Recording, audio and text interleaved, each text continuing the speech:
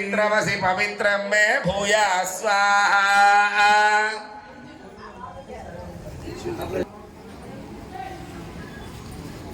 అందరూ కూడా సర్వం మే భూయా స్వాహా. ఇక్కడ ఈ 3 రోజుల నుండి పీటల మీద కూర్చున్నటువంటి వాళ్ళు అక్కడ అడ్డం లేకుండా అన్ని తీసేస్తారు. ఇక్కడ ప్రధాన కుంభం ఇక్కడి నుంచి బయలుదేరి వెళ్తుంది. ఆ తర్వాత మిగతా వాళ్ళందరూ వచ్చి ప్రదక్షిణ చేసుకొని ఈ హోమకుండాలు ఒక లోకం అన్నమాట. మనకి ఎన్నో లోకాలు ఉన్నాయి కదా, భూలోక, భువర్లోక, సువర్లోక, మహర్లోక, జనోలోక, తపోలోక, సత్యలోక, షణ్లోకానామ. అందుకని ఈ హోమగుండం చుట్టూతా ప్రదక్షిణ చేసి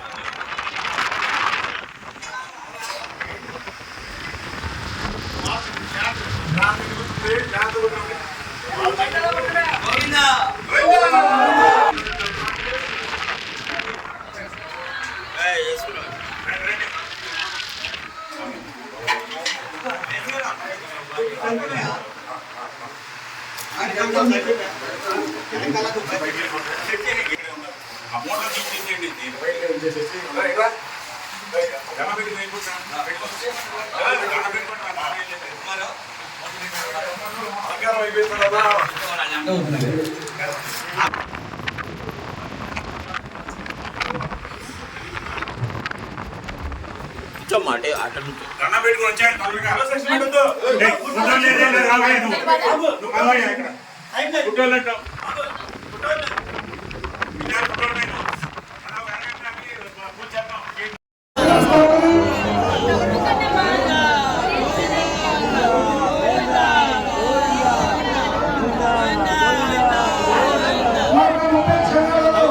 కొద్దిగా చూడండి కొద్దిగా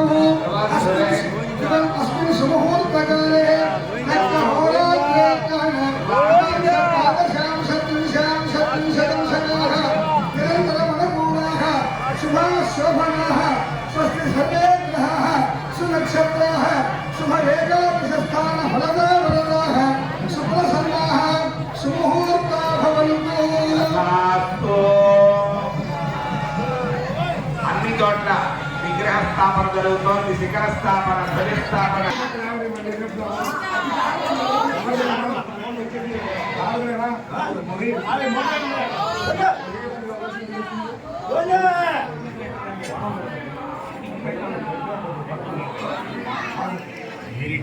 లక్ష్మి నువ్వు కూడా బయట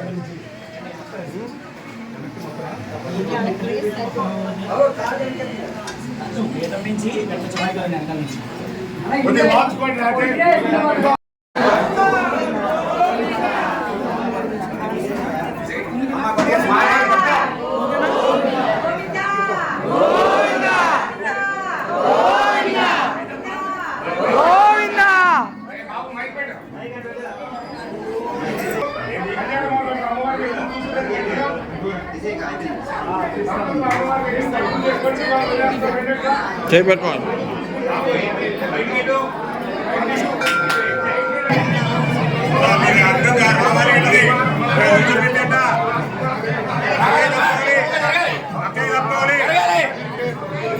తప్పుకోవాలి.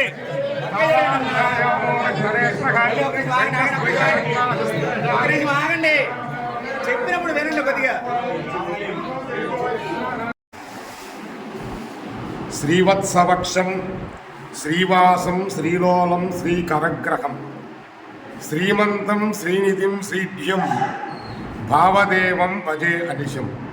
మచిలీపట్టణంలో బృందావనపురంలో కోనేరు సెంటర్కు దగ్గరగా మన కన్యకా పరమేశ్వరి దేవస్థానం ఎదురుగా సుమారు 100 సంవత్సరముల చరిత్ర పైగలిగినటువంటి రాజ్యలక్ష్మి గోదా సమేత భావనారాయణ స్వామి వారి యొక్క ఆలయం జీర్ణోద్ధరణ జరిగి స్వామివారి ఆలయాన్ని పునర్నిర్మాణం చేసుకుని నూతన బింబములను ఈ రోజున 24వ తేదీ మనం ప్రతిష్ఠ చేసుకోవడం జరిగింది. స్వామివారు అత్యంత సుందరంగా ఎక్కడా లేనటువంటి మూర్తి. మనకి చుట్టుపక్కలలో ఈ దేవాలయం లేదు. ఒక ప్రసిద్ధమైనటువంటి మచిలీపట్నం ప్రాంతంలోనే అరుదైనటువంటి రూపం. ఆ స్వామి ప్రభ కలిగి కటివరద హస్తాలతో